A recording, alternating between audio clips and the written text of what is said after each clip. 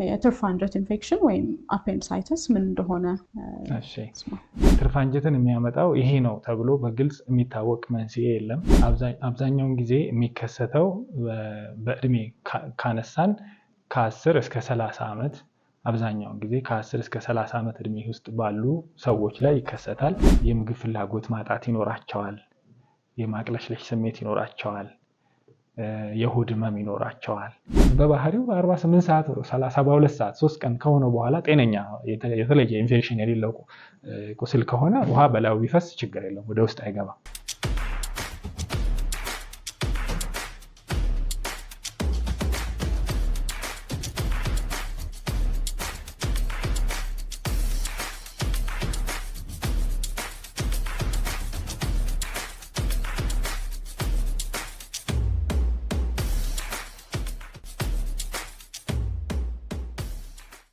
ጤና ይስጥልን ተመልካቾቻችን፣ ይህ በአማካሪ ዶክተርስ ተዘጋጅቶ የሚቀርብላችሁ የአማካሪ ዶክተርስ የፖድካስት ፕሮግራማችን ነው። በዛሬው ፕሮግራማችን ይዘንላችሁ የቀረብነው እንግዳ ዶክተር ሽመልስ አበጋዝን ይሆናል። ዶክተር ሽመልስ አበጋዝ ጥሪያችንን አክብረው እዚህ ድረስ ስለመጡ እጅግ አድርገን እናመሰግናለን። እንግዲህ በዛሬው ውይይታችን ርዕስ ያደረግነው አፔንዲሳይትስን ወይም የትርፍ አንጀት ኢንፌክሽን ወይም የትርፍ አንጀት ህመምን ይሆናል። ወደ ውይይታችን ከመግባታችን በፊት ዶክተር ሽመልስ ራሳቸውን እንዲያስተዋውቁ እድል ልስጥ። አመሰግናለሁ ዶክተር ኤደን፣ እንግዳ አድርገሽ በፖድካስት ስለጋበዝሽኝ በጣም አመሰግናለሁ። ስሜ ሽመልስ ይባላል። የጠቅላላ ቀዶ ሕክምና ስፔሻሊስት ሐኪም ነኝ። በአሁኑ ሰዓት በቋሚነት የምሰራው በቅዱስ ጳውሎስ ሆስፒታል ሚሊኒየም ሜዲካል ኮሌጅ በመምህርነት እንዲሁም በቀዶ ሕክምና ስፔሻሊስት ሐኪምነት እሰራለሁ ይመስላል። እናመሰግናለን ዶክተር። ዛሬ እንግዲህ የትርፍ አንጀት ኢንፌክሽን ምን እንደሆነ፣ መንስኤዎቹ ምንድን ናቸው፣ የህክምናው አይነት ምን ይመስላል፣ ልናደርግ የምንችላቸው ጥንቃቄዎች አሉ ወይ የሚሉትን ነገሮች እንወያያለን።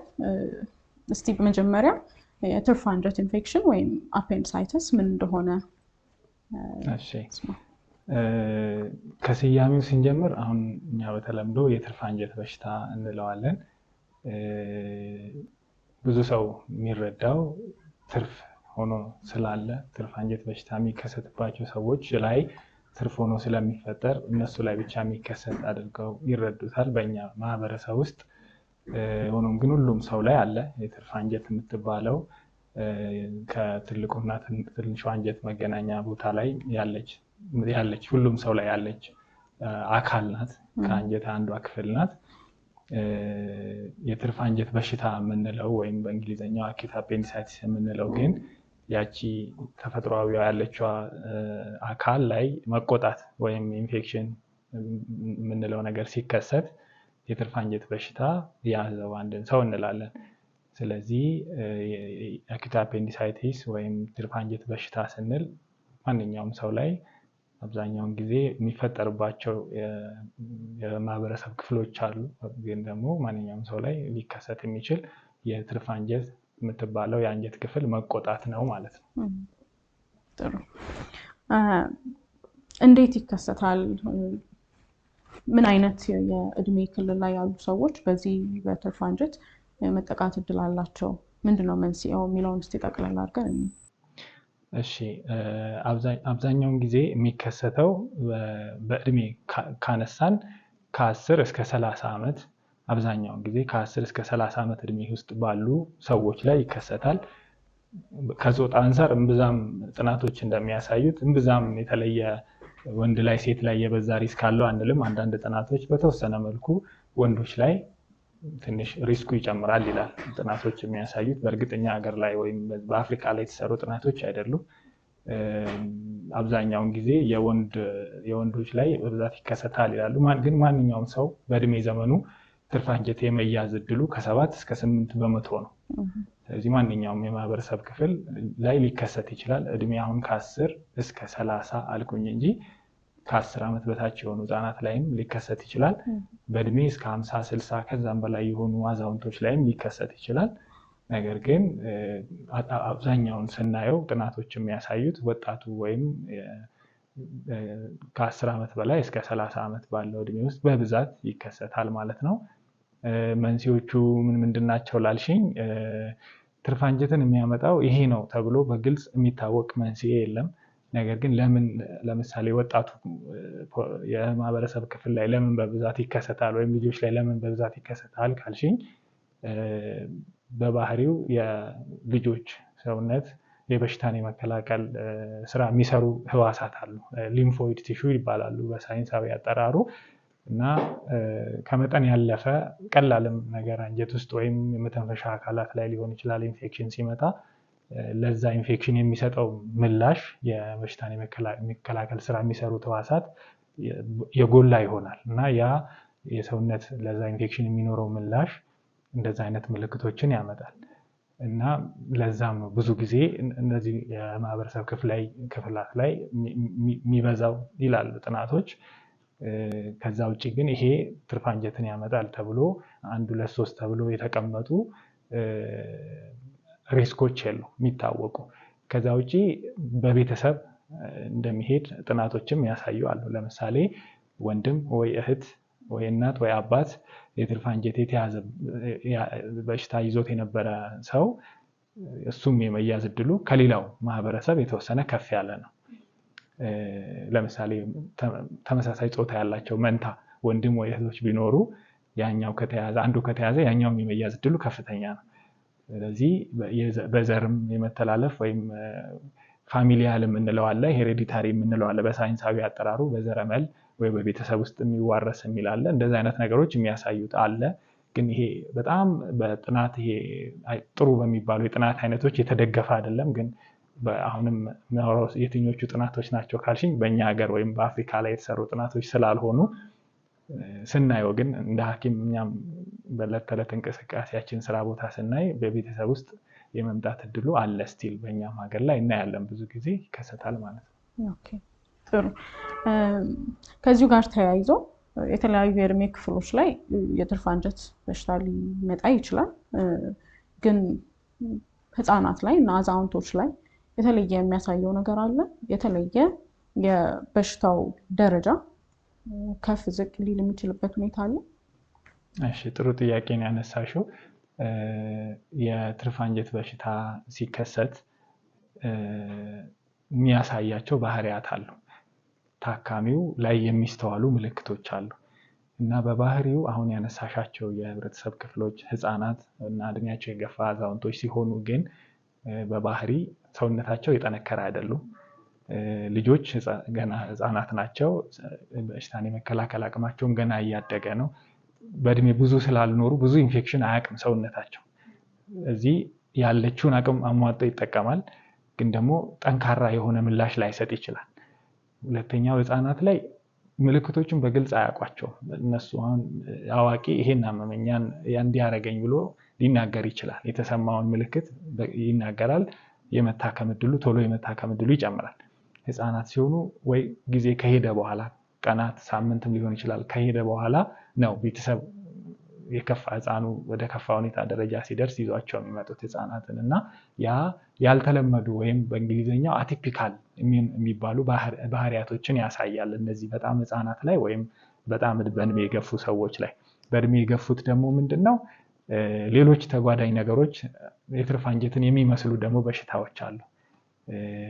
ለምሳሌ ብትይኝ ሴቶች ላይ ለምሳሌ የእንቁላል የዘር ፍሬ እንቁላል አለ አይደለ? ኦቫሪ የምንላቸው እሱን ከማህፀን የሚያገናኝ ቱቦ አለ። የሱ መጠምዘዝ ወይም ፈሳሽ የቋጠሩ እጢዎች እዛ ላይ የሚፈጥሩት እንትኖች የአባላዘር በሽታዎች አሉ። እንደዛ ተመሳሳይ አይነት ባህሪ ይኖራቸዋል አንዳንድ በተለይ ሴቶች ላይ። ያም ራሱ ትርፍ አንጀት ነው ብሎ ሳይታሰብ በሌላ ህክምና ቆይተው ነገሩ ሊከፋ ይችላል። ስለዚህ አሁን ያነሳሻቸው በአጠቃላይው ማህበረሰቦች ላይ በባህሪ ከኖርማል ቅድም ካነሳዋቸው የእድሜ ክልሎች አንፃር የተለየ በመጠኑ ቢሆን የተለየ ባህሪ ስለሚኖረው በጊዜ ወደ ህክምና መጥቶ የመታከም እድላቸው አናሳ ነው። ሲመጡም ደረጃው የከፋ የሆነ የትርፍ አንጀት ኢንፌክሽን ይዘው ይመጣሉ። ለዛ ነው የተለየ የሚሆነው። በእርግጥ ግን እነዚህ ብቻ አይደሉም። የተለየ ባህሪ ሊከሰትባቸው የሚችል ማህበረሰቦች ለምሳሌ በሽታ የመከላከል አቅማቸው ይወረዳሉ ምናቃቸው። ለምሳሌ የስኳር ታማሚ ሌላ መድኃኒት የሚወስዱ በሌላ በሽታ ምክንያት ለምሳሌ ክሮንስ ዲዚዝ ሲባል ይታወቃል። የአንጀት መቆጣት ያላቸው አሉ። ረጅም ጊዜ በሽታ ሰውነታቸው የበሽታ ሪአክሽን ወይም የበሽታ የመከላከል አቅሙ እንዲቀንስ ተደርጎ መድኃኒት ረጅም ጊዜ የሚወስዱ ታካሚዎች እነዚህ በሽታ የመከላከል አቅማቸው የወረደ ነው ከሌላው ማህበረሰብ አንፃር። ሌላ አይነት ካንሰር ሌላ ሰውነታቸው ላይ ካንሰር ተከስቶ የእሱን ሕክምና እየወሰዱ ያሉ ታካሚዎች አሉ። እርጉዝ ሴቶች አሉ። እነዚህም ከሌላው ማህበረሰብ በእርግዝና ጊዜ ያለች ሴትና በጤነኛ ጊዜ ያለች ሴት እኩል አይደለም የሰውነቷ ሁኔታና እነዚህ ማህበረሰቦች በተለየ ትርፍ አንጀት ሲከሰትባቸው የሚያሳየው ባህሪ ከሌሎቹ ኖርማል ብለን የምናስባቸው ወይም ጤነኛና ከ10 እስከ 30 እድሜ ክልል ውስጥ አሉ ብለን ከምናስባቸው የተለመዱት አይነት የትርፍ አንጀት በሽታ መገለጫዎች ለየት ያለ ባህሪ ይዞ ሊመጣል ለማለት ነው። ስለዚህ አሁንም እነዚህን ለየት ያሉ ነገሮችን ለመለየት እንድንችል በማንኛውም ሰው ላይ ሊታይ የሚችለው ምልክት ምንድነው? ምንጠብቀው ምልክት? እሺ፣ ስለዚህ ትርፍ አንጀት መቆጣት ወይም የትርፍ አንጀት ኢንፌክሽን ሲከሰት አብዛኛውን ጊዜ ከ90% በላይ ወይ ከ95% በላይ የሚጠበቁ የተለመዱ ምልክቶች አሉ ታካሚዎቻችን ላይ የምናያቸው። የመጀመሪያው የምግብ ፍላጎት ማጣት ይኖራቸዋል፣ የማቅለሽለሽ ስሜት ይኖራቸዋል፣ የሆድ ህመም ይኖራቸዋል። የሆድ ህመም ስንል ብዙ ጊዜ መጀመሪያ ህመሙ ሲከሰት ወደ እምብርት አካባቢ ይኖራል፣ የቁርጠት ስሜት ይኖራቸዋል። ከዛ ግን ከሰዓታት በኋላ ቦታውን ይቀይርና ወደ ቀኝ በኩል የታችኛው የሆድ ክፍል ይዘምታል። በእንግሊዝኛው ማይግሬሽን እንለዋለን። ማይግራተሪ አብዶሚናል ፔይን ወይም የሚዘምት በአማርኛ ብቻ ከቦታ ወደ ቦታ የሚለውጥ የሆድ ህመም አይነት ይኖራቸዋል። ስለዚህ ይሄ ያለ ማስመለስም ይኖራቸዋል። ከዛ ደግሞ ሰዓቱ እየጨመረ በመጣ ቁጥር ትኩሳትም ይኖራቸዋል። በተለምዶ ግን እነዚህ ናቸው። የምግብ ፍላጎት ማጣት፣ የማቅለሽለሽ ስሜት፣ የማስመለስ፣ የሆድ ህመም መጀመሪያ እምብርት አካባቢ ከዛ ቦታ ቀይሮ ወደ ታችኛው በቀኝ በኩል ወደ ታችኛው የሆድ ክፍል ቦታ የሚቀይር የሆድ ህመም፣ ትኩሳቱ ይመጣል ይሄዳል አይነት ባህሪ ይኖረዋል። ይሄ መጀመሪያ ላይ በተለይ በመጀመሪያዎቹ 24 ሰዓት እስከ 48 ሰዓት በብዛት በ24 ሰዓት ውስጥ የሚከሰቱ ምልክቶች ናቸው። ከ24 ሰዓት በኋላ ደግሞ ደረጃው ከፍ ሲል ያ ታካሚ በዛ ሰዓት ውስጥ ህክምና ካላገኘ አስፈላጊውን ኢንፌክሽኑ እየከፋ ይሄዳል። ያ ሲሆን ትኩሳቱም አልፎ አልፎ የሚመጣው ሙሉ የማይቋረጥ ከፍተኛ ትኩሳት ሊሆን ይችላል። ህመሙም አንድ ቦታ ብቻ በቀኝ በታችኛው የሆድ ክፍል ውስጥ ተወስኖ የነበረው ህመም ወደ ሌላኛው የሆድ ክፍል እየሰፋ ሊሄድ ይችላል። በሌላ ስሙ ፔሪቶናይቲስ ሎካላይዝድ የነበረው ወይም አንድ ቦታ የነበረው ፔሪቶናይቲስ የምንለው በእንግሊዝኛው የሆድ መቆጣቱ ወይም ኢንፌክሽኑ ይዘምትና ሙሉ ሆዱን ሊያካትት ይችላል። ወይ ከእምብርት በታች ያለውን ፐልቪክ ፔሪቶናይቲስ የምንለው ሊመጣ ይችላል። ወይም ሙሉ የሆዱን ጀነራላይዝድ የምንለው አይነት ፔሪቶናይቲስ ሊኖራቸው ይችላል ታካሚዎቻችን ማለት ነው። በብዛት እነዚህ ናቸው ያላቸው ምልክቶች። ከዚሁ ጋር ተያይዞ እነዚህን ምልክቶች ያየ አንድ ሰው በቶሎ ህክምና ማግኘት አለበት? ድንገተኛ የሚባል አይነት ነው የትርፍ አንጀት ኢንፌክሽን ወይስ እንደ ሌሎች ቀስ ብለን ኦፒዲ ወይም የተመላላሽ ህክምና የምንለው አይነት ቦታ ላይ ሄደን እንደምንታከማቸው ህመሞች ቀስ ብሎ ሄዶ መታከም ይቻል አይነት ነው? የትርፍ አንጀት መቆጣት ወይም የትርፍ አንጀት ኢንፌክሽን ድንገተኛ የሚባል የሆድ ህመም አይነት ነው። ድንገተኛ ስንል አስቸኳይ ወይም አፋጣኝ ህክምና አስፈላጊው ህክምና ካላገኘ ሊገድል የሚችል ማለት ነው። ታካሚው ከጊዜ በኋላ ኢንፌክሽኑ ወይም ያ ችግር ህክምና ካላገኘ አስፈላጊ ህክምና ካልተደረገለት ሊሞት ይችላል ማለት ነው። ስለዚህ በቀላሉ የሚታይ ነገር አይደለም። በጊዜም ደግሞ ሲባል ህመሙ ከተከሰተ ለምሳሌ እንደ ባለሙያ አንዳንዴ እነዚህ የህመም ምልክቶች በተከሰቱ በትንሽ ሰዓታት ውስጥ የሚመጡ ታካሚዎች አሉ። ያ እነዛ ታካሚዎች ሲመጡ ህመሙን ብዙም የከፋ ላይሆን ይችላል። ዝም ብሎ ለምሳሌ የጨጓራ መቆጣት፣ የጨጓራ ቁስለት ያላቸው እምብርት አካባቢ በተለይ መጀመሪያ ላይ ህመሙ እምብርት አካባቢ ነው የሚከሰተው ብዬሻለሁ። በተለይ የጨጓራ ከዚህ በፊት የቆየ የጨጓራ ቁስለት ወይም ህመም ያላቸው ሰዎች እሱ ነው ብለው እንዲያስቡና እንዲቆዩ ያደርጋቸዋል። የጨጓራ መድኃኒታቸውን እየወሰዱ ይቆያሉ። ህመሙ ቦታውን ይቀይራል፣ በኋላ ይቆያሉ። ብቻ ሰዓታት ቀናትን ቆይተው የሚመጡ ሰዎች አሉ። አንዳንዴ ደግሞ ዝም ብሎ ተራ ኢንፌክሽን የአንጀት ኢንፌክሽን ተብሎ እንደ ተቅማጥ ወይ ተውከት አልፎ አልፎ ከምግብ መበከል የምንለው ነገር እሱን ያጋጠመኝ ብለው ቀለል ያሉ ዝም ብሎ በተለምዶ ቤት ውስጥ የተቀመጡ መድኃኒቶችን እየዋጡ ቤት ቆይተው የሚመጡ ሰዎች አሉ። ያ ነገሩ ቶሎ አፋጣኝ ህክምና ሳያገኝ የትርፍ አንጀቱ የከፋ ደረጃ እንዲደርስ ኢንፌክሽኑ የከፋ ደረጃ እንዲደርስ ያደርጋል ማለት ነው። ስለዚህ አሁን ቅድም የጠቀስኳቸውን ምልክቶች ያየ ሰው ወይ በራሱ ላይ ወይ በቤተሰቡ ላይ ወይ በልጅ ላይ ያየ ሰው በአፋጣኝ ባለሙያ ማሳየት። ባለሙያ ሲያይ እነዛ ምልክቶች አይቶ የትርፍ አንጀት ሊሆን ይችላል ብሎ ካሰበ ደግሞ የሚሰሩ ምርመራዎች አሉ ለማረጋገጥ።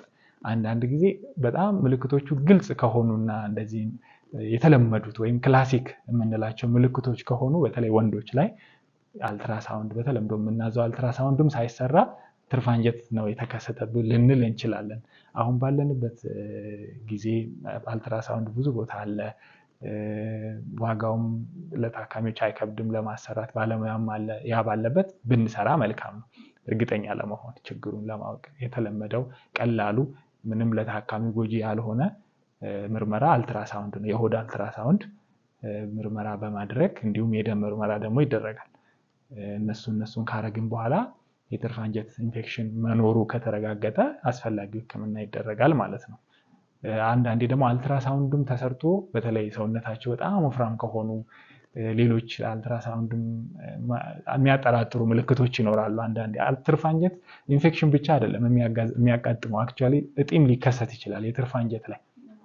ያ እጢ ሲከሰት የሚያጠራጥር ነገር ከሆነ ከአልትራሳውንድ በኋላ ከፍ ያለ ምርመራ የተሻለ በደንብ የሚያይ ምርመራ ለውሳኔ ሊታዘዝ ይችላል። ይሄም ሲቲ ስካን ወይም ኤምአርአይ ሊሆን ይችላል፣ በተለምዶ ሲቲ ስካን እና እነዚህ ምርመራዎች ተደርገው የትርፍ አንጀት ኢንፌክሽን መኖሩ ከተረጋገጠ በኋላ አስፈላጊ ህክምና እንዲደረግ ለታካሚ ይመከራል ማለት ነው። እሺ እንግዲህ እንግዳችን ዶክተር ሽመልስ በጣም ጥሩ ማብራሪያዎችን እየሰጡን ነው። ተመልካቾቻችንም እንግዲህ ጥሩ እይታ እየፈጠረላችሁ ነው ብለን እናስባለን። የትርፍ አንጀት ኢንፌክሽን ምን እንደሚመስል፣ ምልክቶቹ ምን እንደሆኑ ልናደርግ የሚገቡ እርምጃዎችንም እያየን ነው። ከዚሁ ጋር አያይዘን የትርፍ አንጀት ኢንፌክሽን በተለምዶ ገላ ከታጠብን፣ ምግብ በልተን ገላ ከታጠብን ወይም ደግሞ ማስቲካ ከተዋጠ ሊከሰት ይችላል የሚል ግንዛቤ አለ በህብረተሰቡ ዘንድ እና ዶክተር ሽመልስ ይሄንን ምን ያህል እውነት ነው? በእርግጥ ይሄ ነው የሚባል መንስኤ አለው ብለን አንናገርም ብለናል። እስቲ ህብረተሰቡ ጋር ያለው ግንዛቤ እና እውነታው ምን ይመስላል? ጥሩ። አሁን ይሄ ለትርፍ አንጀት አጋላጭ ተብሎ በህብረተሰብ ውስጥ የሚወሩ ወይም የሚታወቁ እና ሳይንቲፊካሊ ደግሞ ያለውን ሁለቱን አንድ ላይ እናውራ። መጀመሪያ አንቺ ያነሳሽው ከገላን መታጠብ ማስቲካ ከማኘክ ጋር የሚለውን እናንሳ። ሻወር መውሰድ ወይም ገላን መታጠብ የትርፍ አንጀት በሽታ ጋር ምንም የሚያገናኘው ነገር የለም። በሙቅም ሆነ በቀዝቃዛም ሆነ ገጠር አካባቢ ደግሞ ወንዝ ውስጥም ሊሆን ይችላል፣ ሀይቅ ውስጥ ሊሆን ይችላል። ምንም እንደዛ ከትርፍ አንጀት በሽታ ወይም ኢንፌክሽን ጋር የሚያገናኘው በሳይንስ የተረጋገጠ በጥናት የተረጋገጠ ነገር የለም። ማስቲካ በተመለከተ ከትርፍ አንጀት ኢንፌክሽን ወይም መቆጣት ይልቅ በተለይ በጣም ብዙ ማስቲካ በአንዴ ትልቅ አድርገው የሚያኝኩ፣ አንድ ማስቲካ ትንሽ ናት በመጠኗ፣ ብዙ የሚያኝኩ ሰዎች ላይ ማስቲካ በባህሪው አንጀታችን ውስጥ አይፈጭም ወይም በእንግሊዝኛው ዳይጀስት አይደረግም። ማስቲካን በብዛት አድርጎ 4-5 አድርጎ ለምሳሌ የሚያኝኩ ምናምን ሰዎች ቢውጡት ምን ሊከሰት ይችላል? በባህሪው ትልቁና ትንሹ አንጀት የምንለው አለ። ከጨጓራችን ቀጥሎ ያለው የአንጀታችን ክፍል ትንሹ አንጀት ነው። ስለዚህ ምናልባት በትልቁ አድርገው የተጠቀለለ እንግዲህ ኳስ ነው የሚሆነው አይደለ? በትልቁ ሲታኘክ እና ቢዋጥ ምናልባት ጥናቶች የሚሉት የአንጀት መዘጋት ወይም ኦብስትራክሽን የምንለው በእንግሊዝኛው ቱቦ አይደል? አንጀት በተፈጥሮ ያንን መዝጋት ሊያመጣ ይችል ይሆናል። እንጂ እሱን በራሱ በጥናት እንደዚህ ማስቲካን መዋጥ ትርፍ አንጀትን ያመጣል የሚል የተደገፈ ነገር የለም። ግን አልፎ አልፎ በጣም ሬርሊ እንግዲህ እንደሚሉት ጥናቶች በጣም እንደዚህ አሁን ባልኩሽ መልኩ በትልቁ ማስቲካ አንድ ላይ አድርገው የሚወጡ ሰዎች ከትርፍ አንጀት ይልቅ የአንጀት ትንሹን አንጀት ላይ በመዝጋት መተላለፍ የሚበሉትን የሚፈጨው ምግብ መተላለፍ መዝጋት ችግር ሊያመጣ ይችላል ወይም ኦብስትራክሽን ሊያመጣ ይችላል ማለት ነው አንዳንድ ጥናቶች እንደሚያሳዩት። ከዛ ውጪ ግን አንዳንዴ ሳይንቲፊካሊ ደግሞ በሳይንሱ እንደ አጋላጭ ለትርፍ አንጀት በሽታ ወይም ኢንፌክሽን የተጋለጡ ሊሆኑ ይችላሉ ብለን የምናስባቸው ሰዎች አሉ። ለምሳሌ የትርፍ አንጀት በባህሪዋ ትንሽዬ አካል ናት። ከአንጀት እንዳልኩሽ ቅድም የትንሹና የትልቁ አንጀት መገናኛ አካባቢ በተለይ የትልቁ አንጀት መነሻ ላይ ነው ያለችው።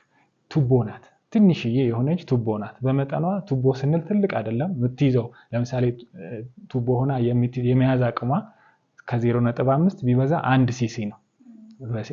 1 ሲሲ ወይም ኤምኤል በሚሊ ሊትር በምንለው ያን ያክል መያዝ አቅም ያለው ቱቦ ነው ያላት የትርፍ አንጀት። ስለዚህ ያቺ ቱቦ ከትልቁ አንጀት ጋር ነው የምትገናኝ። ስለዚህ ለምሳሌ በጣም ድርቀት የሚያስቸግራቸው ሰዎች ሰገራቸው የመጠጠር እንደ ድንጋያማ ባህሪ ማለት ነው። መጠጠር ስንል ካልሲፊኬሽን እንለዋለን። ካልሲፋይድ ወይም ሃርደንድ ስቱል ይለዋል ሳይንሱ። በዛ እንትን እንደዛ አይነት ባህሪ ያላቸው ሰዎች ችግር ያለባቸው ሰዎች በተለይ ትልልቅ ሰዎች በእድሜ ገፋ ያሉ ሰዎች ድርቀት እነሱ ላይ ስለሚያዘወትር ያ ጠጥሮ አንሶ ጠጥሮ ያለው ሰገራ ያቺ ቱቦ ያልናት የትርፍ አንጀት እንትን ውስጥ ገብቶ ሊቀረቀር ይችላል። ከትልቁ አንጀት ጋር የተገናኘች ስለሆነ ሲቀረቀር ያቺ ቱቦ ደግሞ በባህሪዋ ፈሳሽ ታመነጫለች።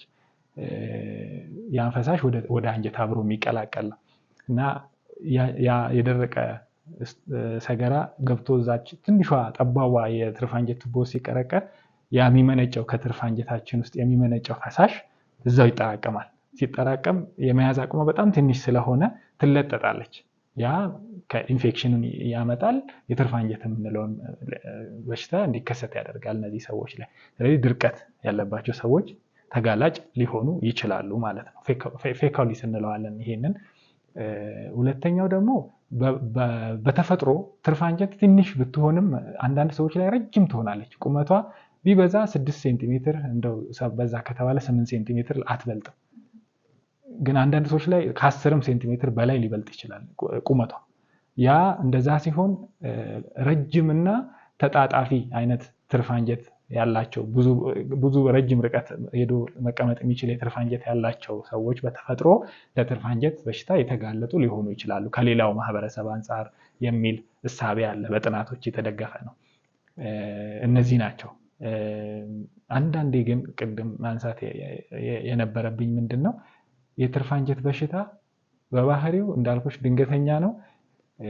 ግን ደግሞ ከታከመ እምብዛም ሎ ሪስክ የሚባል አይነት ህክምናው እናወራለን ቀጥሎ ብዬ አስባለሁ። ሎ ሪስክ የሚባል ነው በቶሎ ከታከመ። አንዳንዴ ግን ካንሰርም ኖሯቸው የካንሰሩ መገለጫ ትርፍ አንጀት ላይ እጢ ሊከሰት ይችላል ብዬሻለሁ። ያ እጢ መገለጫው ምልክቱ የትርፍ አንጀት ሊሆን ይችላል። ስለዚህ ትርፍ አንጀት ያለ ሁሉ በቃ ትርፍ አንጀት ነው ማለት አይደለም። አልፎ አልፎ ለትርፍ አንጀት ብለን የምንሰራት ኦፕሬሽን ስንገባ ትርፍ አንጀቷ ላይ የተከሰተ እጢ እናገኛለን። ያ እጢ የካንሰርነት ባህሪ ያለው ሊሆን ይችላል። አንዳንዴ ደግሞ የትርፍ አንጀት መገለጫ ምልክቶች ያላቸው ብለን ትርፍ አንጀት ብለን በምርመራ አይተን ስንገባ የአንጀት መቆጣት ወይም ይሄ ኢንፍላማተሪ ባውል ዲዚዝ ይባላል በእንግሊዘኛው። የክሮንስ ዲዚዝ የምንላቸው አይነት በሽታ ልናገኝ እንችላለን። ስለዚህ እነዚህ ያልተለመዱ ምልክቶች የትርፍ አንጀት የሚመስሉ ግን ሌላ በሽታ ሆኖ የትርፍ አንጀት ምልክት የሚመስሉ ምልክቶችን የሚያሳዩ ደግሞ በሽታዎችም እንዳሉ መረሳት የለበትም ልልሽ ፈልጌ ነው። እናመሰግናለን ዶክተር። እንደው ለተመልካቾቻችን ጠቅለል ያለ ግንዛቤ እንዲወስዱ በመንስኤው ዙሪያ ማለት ነው ትርፍ አንጀት ለምን ይቆጣል? እነዚህ ሁሉ ነገሮች እንዲህ የምንለው ምክንያት ከሌለ የትርፍ አንጀት ለምን ይቆጣል? በመጀመሪያ ቅድም ካነሳሁት ከእድሜ ክልሉ ጋር እንሂድ። እዛ አካባቢ የአንጀት ቦታ የትልቁና ትንሹ አንጀት የሚገናኙበት ቦታ ላይ ሊምፎይድ ቲሹ ወይም ሴሎችን የበሽታ የሚከላከሉ ሴሎችን የሚያመርቱ ህዋሳት አሉ እዛ አካባቢ ቲሹ ወይም አካል አለ እዛ አካባቢ በብዛት ያለ ያንን ቀለል ላለ ለኢንፌክሽን ምግብ መበከል ሊሆን ይችላል ወይ መተንፈሻ አካል ኢንፌክሽን ሊሆን ይችላል። ያም ህፃናት ላይ በተለይ እንደዛም ኖሮ እዚህ ጋር ህመም ሊኖራቸው ይችላል። ቀለል ያለ ዝም ብሎ ከምግብ መበረዝ ጋር የሚመጣ ተቅማጥም አንዱ ለቀን ቆይቶ የሚጠፋ ሆኖ ግን እዛ አካባቢ ላይ እነዚህ ህመሙ ትኩሳቱ ማስመለስ ማቅለሽለሽ ሊኖራቸው ይችላል። ያ በተፈጥሮ እዛ አካባቢ ከሚገኝ በተለይ ወጣቶችና ህፃናት ላይ ልጆች ላይ የሚገኝ ቲሹዎች አሉ። በአማርኛው እንግዲህ ቲሹ ምን እንደሚሆን እኔ አልመጣልኝም ግን ያ ሊምፎይድ ቲሹ ሪአክሽኑ የከፋ ይሆናል። አደልት ላይ ወይም አዋቂዎች ላይ መጠነኛ የሆነው ምላሽ ለኢንፌክሽን የከፋ ይሆናል። ያ የትርፍ አንጀት እንዲቆጣ ሊያደርግ ይችላል። ሁለተኛ ቅድም እንዳልኩሽ ቱቦዋ በተለያየ ምክንያት የደረቀ ሰገራ ሊዘጋት ይችላል ብዬሻለሁ። ሌላ ደግሞ እንደውም ያስታወሽኝ ፍራፍሬ ስንበላ ለምሳሌ ፍራፍሬ ያላቸው ምግቦች አሉ። በመጠናቸው ትንሽ ከፍ ያሉ ፍራፍሬዎች በተለይ በጨጓራ ውስጥ የማይፈጩ ከሆኑና የሚያልፉ ከሆነ ሄደው የዛች የትርፍ አንጀት ውስጥ ሊቀረቀሩ ይችላሉ። ትንንሽ ነገሮች መጫወቻ የሚወጡ ከሆነ ለምሳሌ ህፃናት አልፎ አልፎ ይከሰታል እንደዛ ሄዶ ያዛች ትርፍ አንጀቷ ቱቦ ውስጥ ሊቀረቀር ይችላል። ሲቀረቀር ያ ከትርፍ አንጀት እየመነጨ ወደ ትልቁ አንጀት የሚመጣው ፈሳሽ እዛው ይጠራቀማል። በተፈጥሮ ደግሞ አንጀታችን ውስጥ ባክቴሪያዎች አሉ። ተቻችለን ነው የምንኖረው ከነዛ ባክቴሪያዎች ጋር። መጠናቸው ሲከፋ እንታመማለን፣ መጠናቸው ሲያንስም ጤነኛ አንሆንም። ያስፈልጉናል። ለጤናማ የምግብ መፈጨት ፕሮሰስ ለአንድ ጤናማ ሰው ያስፈልጋሉ። ለምሳሌ አላስፈላጊ ሐኪም ያላዘዘው ዝም ብሎ ያገኘውን መድኃኒት ጸረ ኢንፌክሽን መድኃኒት የሚወስድ ሰው እነዛን በተፈጥሮ አንጀት ውስጥ መኖር ያለባቸውን ባክቴሪያዎች ይጎዳቸዋል። እነሱ ሲጠፉ ደግሞ ሌሎች ጎጂ ባክቴሪያዎች አሉ ያን እድል የሚፈልጉ ያኔ ለነዛ ኢንፌክሽን የሚጋለጡ ሰዎች አሉ። ለዛ ነው ስለዚህ ምልልሽ ፈልጌ ነው ዞሮ እነዚህ የሚዋጡ ነገሮች አንዳንድ ከምግብ ፍራፍሬዎች ጋርም ተገናኘ ሄደው ሲዘጉት ያ ፈሳሽ ይጠራቀማል። እዛች የትርፍ አንጀት ውስጥ ሲጠራቀም እነዛ ባክቴሪያዎች እዛ ጋር ይራባሉ።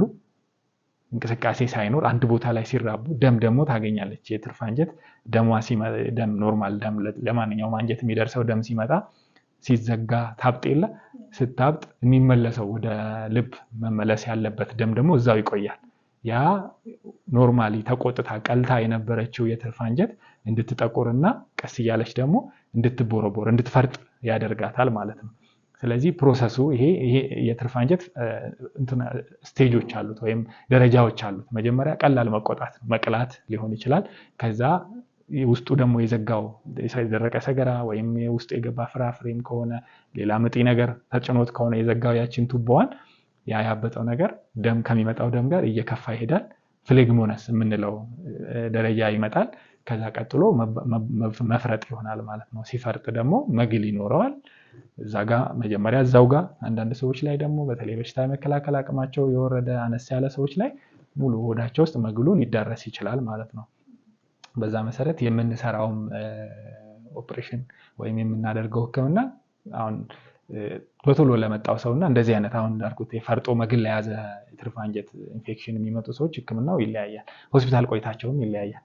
ያው ይሄንን ህክምናው ጋር እናነሳዋለን ዝርዝር ሁኔታ ማለት ነው። እሺ በጣም እናመሰግናለን ዶክተር። በጣም ጥሩ እይታ ነው እንግዲህ እየሰጠን ያለነው ለተመልካቾቻችን።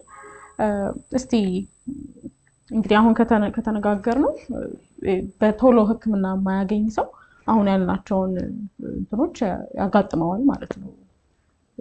ወደ መፍረጡ ወደ ሌላው የሆድ ክፍል መሰራጨቱ ላልታከሙ ሰዎች የሚሆን አደጋ ነው ማለት ነው። ስለዚህ እስቲ ህክምናው ምን እንደሚመስል ደግሞ እንመልከት። ምን አይነት ህክምና አለ? በሆስፒታል ያለው ቆይታ ምን ይመስላል የሚለው። ጥሩ። ስለዚህ የትርፍ አንጀት መቆጣት ወይም የትርፍ አንጀት ኢንፌክሽን ወይም አኪዩት አፔንዲሳይቲስ የምንለው በሽታ የተገኘበት ሰው እንዳመጣጡ እንበለውና እንጀምር። እንዳመጣጡ ምክንያቱም ቶሎ የሚመጣ ሰው አለ፣ ቆይቶ የሚመጣ ሰው አለ፣ ሰንብቶ የሚመጣ ሰው አለ። በሶስት እንደው ከፍለን ራሱ ብናየው የበሽታውን ደረጃ ስለሚያለያየው ማለት ነው። ስለዚህ ለምሳሌ በ24 ሰዓት ውስጥ የመጣ ሰው እነዚህ ምልክቶች ቅድም ያነሳናቸውን ምልክቶች አይቶ ሕክምና ተቋም መጥቶ ምርመራ ተደርጎለት የትርፍ አንጀት የተገኘበት ሰው በ24 ሰዓት ውስጥ ከሆነ የመጣው የመፍረጥ እድሉ መግል የመፍጠር እድሉ አናሳ ነው። ስለዚህ ምንድነው እንደዚህ አይነት ታካሚዎች ላይ የምናቀርባቸው የሕክምና አማራጮች ቀዶ ሕክምና አለ። አሁን ባለው ኮንቴምፖራሪ ፕራክቲስ ወይም ሳይንስ እንለዋለን። አሁን ባለው የሕክምና አካሄድ ሜዲካልም ወይም በመድኃኒትም መታከም የሚችሉ አሉ። ጥቅምና ጉዳቱን አነሳዋለሁ። ቀዶ ሕክምና ሁለት አይነት ነው። አንደኛው ከፍቶ እዚች ጋር የቀኝ የታችኛው የሆዳችን ክፍል ላይ እስከ 6 ሴንቲሜትር በማትበልጥ ትንሽዬ ኦፕሬሽን ከሆድ ከፍተን የትርፍ አንጀቷን ማውጣት ነው በኦፕሬሽን። ሁለተኛው ላፓራስኮፒ ወይም ደግሞ ሙሉ በአንድ ቦታ ሳይከፈት አነስ ባለች ትንሽ ቀዳዳ ቢበዛ 3 ቦታ እምብርት ጋር በዚህ በኩል ከእምብርት በታች አድርገን በካሜራ የታገዘ 3 ትንንሽ ቀዳዳዎች አድርገን ትርፍ አንጀቷን ቆርጦ ማስወገድ። ኦፕሬሽኑ ሁለት አይነት ነው ማለት ነው። መክፈቱ አለ በአንድ ቦታ ገብቶ፣ ሁለተኛው ደግሞ በላፓራስኮፒ ወይም በካሜራ የታገዘ ኦፕሬሽን ሊሆን ይችላል። ዓላማው ትርፍ አንጀቷን ማስወገድ ነው በሁለቱም መንገድ ቢሆን። ሌላኛው ቅድም ያልኩሽ ሜዲካል ትሪትመንት ወይም በመድኃኒት የማከሙ ሂደት ደግሞ በተለይ አሁን እያወራ ያለሁት በ24 ሰዓት ውስጥ ለመጡት ነው። ስለዚህ ምን ይባላል የትርፍ አንጀት ተከስቶባቸው የሚመጡ ታካሚዎች ከ70 እስከ 80% የሚሆኑት በ24 ሰዓት ውስጥ ከመጡ በሜዲካል ወይም በመድኃኒት መታከም የሚችሉ ናቸው። ያ ማለት መግል የፈጠረ አይደለም፣ ደረጃው ከፍ ያለ አይደለም ማለት ነው ከተግባባን። ስለዚህ እነዚህ ታካሚዎችን በመድኃኒትም መታከም ይችላሉ የሚል በጥናት የተደገፈ ጥናቱ እኛ ሀገር ላይ ወይም አፍሪካ ላይ የተሰራ አይደለም። ይህን ደጋግሜ የምለው ምክንያቱም እንደ ማህበረሰብ ብዙ ነገራችን ሊለያይ ይችላል ከዘረመላችን ጀምሮ ከነጮቹ ጋር ማለት ነው። ስለዚህ አብዛኛው እኛ የምንጠቀመው በሕክምና ስራችን ጥናቶቹ የሚመጡት ከዛ ነው ዞሮ ዞሮ። ስለዚህ በ24 ሰዓት ውስጥ ከመጡ በመድኃኒትም መታከም ይችላሉ። እነዚህ ባክቴሪያ የተለመዱትን ያንን ኢንፌክሽን የሚያመጡ ባክቴሪያዎችን የሚያጠቃ መድኃኒት በመስጠት ማከም ይቻላል ይላል። ስለዚህ ስናክም የመጀመሪያዎቹን 48 እስከ 72 ሰዓት ወይም ከ2 እስከ 3 ቀን ያሉትን በሆስፒታል ውስጥ ቢያሳልፉ ይመከራል ታካሚዎቹ መድኃኒት እየወሰዱ በመርፌ። ከዛ በኋላ ሁኔታቸው የሚሻሻል ከሆነ ህመሙ የሚቀንስ ከሆነ ትኩሳታቸው የሚጠፋ ከሆነ ደማቸው ላይ የሚያሳየው ኢንፌክሽን ምልክት የሚቀንስ ከሆነ በኪኒን ደግሞ ተደርጎ ለቀጣይ 1 ሳምንት ያክል ቤታቸው እንዲወስዱ ይደረጋል። እዚህ ጋር ስናወራ እንግዲህ ቀዶ ሕክምናው አለ፣ መድኃኒት ሕክምናው አለ።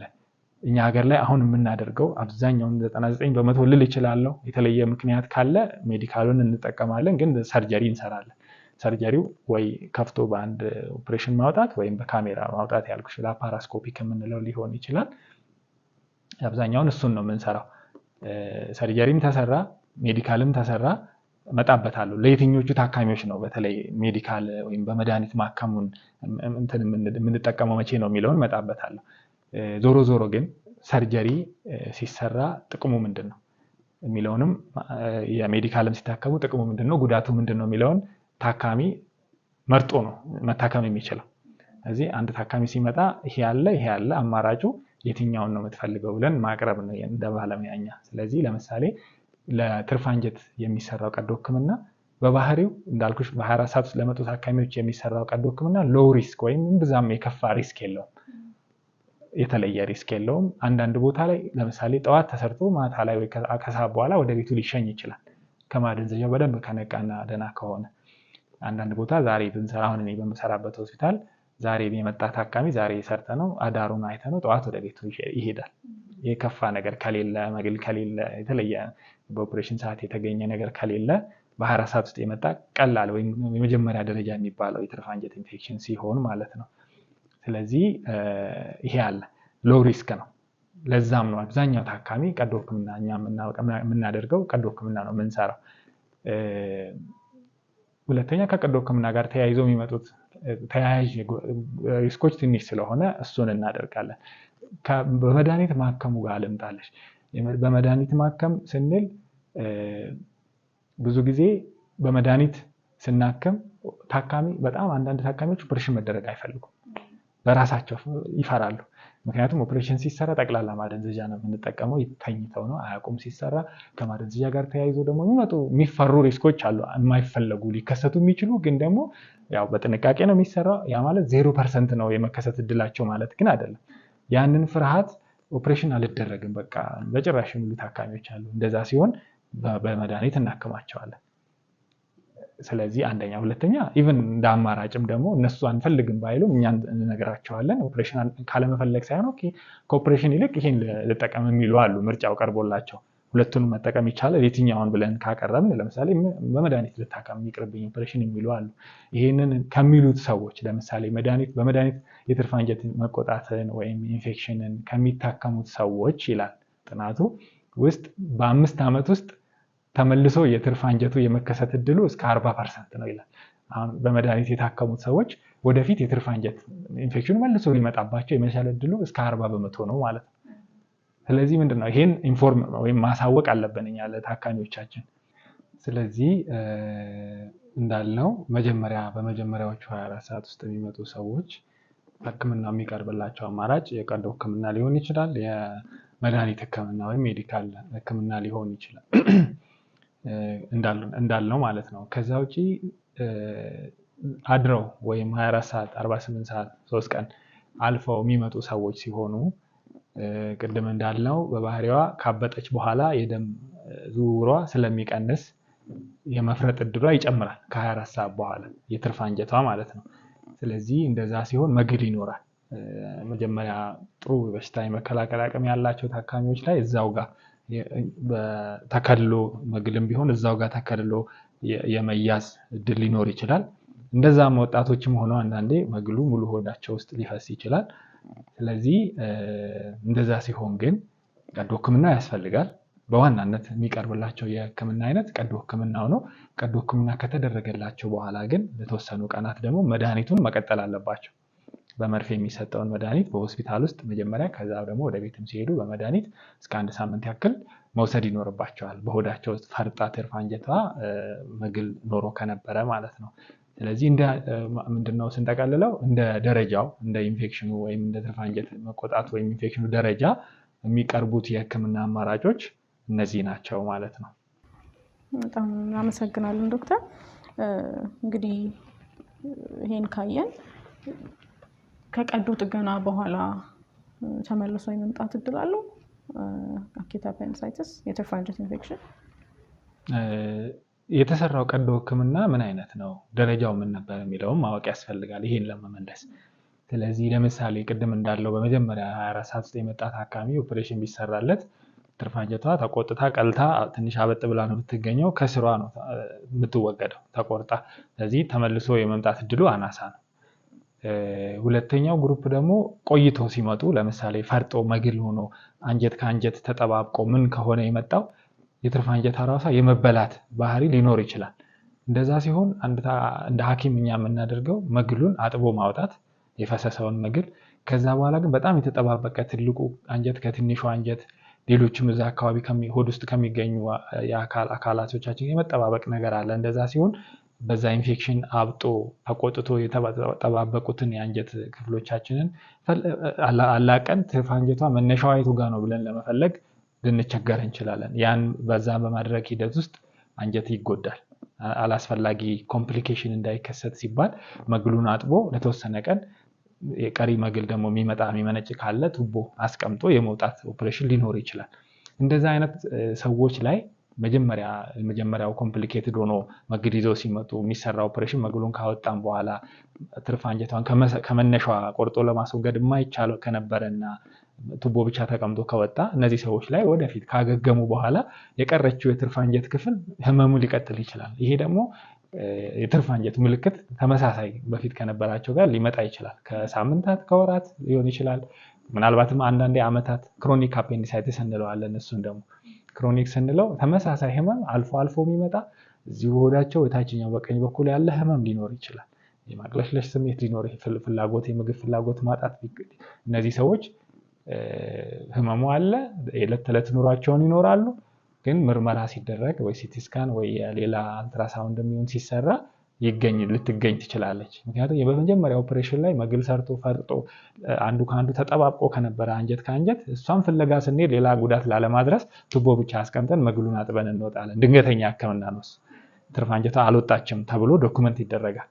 ከዛ በኋላ ያን ከታወቀ ግን እንደገና በተመልሶ ኦፕሬሽን በመስራት ማስወጣት ይቻላል ማለት ነው እንጂ ማንኛውም ኖርማሊ ምንም ችግር ኮምፕሊኬሽን ወይም ተጓዳኝ ችግር የከፋ ደረጃ ያልደረሰ የነበረው ታካሚ ትርፍ አንጀቱ ኦፕሬሽን ከወጣች በኋላ የመከሰት እድሉ አናሳ ነው በእውነቱ። እናመሰግናለን ዶክተር። ከዚሁ ጋር አያይዘን ከቀዶ ጥገናው ጋር ተያይዞ የሚመጣ ኮምፕሊኬሽን ወይም አንዳንድ ምልክቶች ሊኖሩ ይችላሉ ከቀዶ ጥገናውን ብቻ ተመልክተን ማለት ነው። እንደተሰራው የኦፕሬሽን አይነት እንደተደረገው ሕክምና ለምሳሌ ኦፕሬሽን ያው ለኛ ሀገር በተለይ ኦፕሬሽን ነው የምንሰራው። ኦፕሬሽኑ አንድ ቦታ ከፍቶ ማውጣት ሊሆን ይችላል፣ በካሜራ የታገዘ ላፓራስኮፒክ ሊሆን ይችላል። ቅድም እንዳልኩት ኦፕሬሽን እንደማንኛውም ሜጀር ኦፕሬሽን ሜጀር ስንል በሙሉ ማደንዘያ ስለሚሰራ ሜጀር ከሚባሉት ኦፕሬሽን ውስጥ ይገባል። የትርፍ አንጀትን ቢሆን ህመሙን በጣም ሃይ ሪስክ የሚባል ባይሆንም ማለት ነው። እሱን ተያይዞ ከማደንዘያ ጋር ተያይዞ የሚመጡ ኮምፕሊኬሽንስ ይኖራሉ። ያልተፈለጉ ችግሮች ሊከሰቱ ይችላሉ፣ የማይጠበቁም የሚጠበቁም። ስለዚህ ከማደንዘያ ጋር ተያይዞ የሳምባ ኢንፌክሽን ሊከሰት ይችላል። ህመም ይኖራቸዋል አንዳንድ ሰዎች ከኦፕሬሽን በኋላ።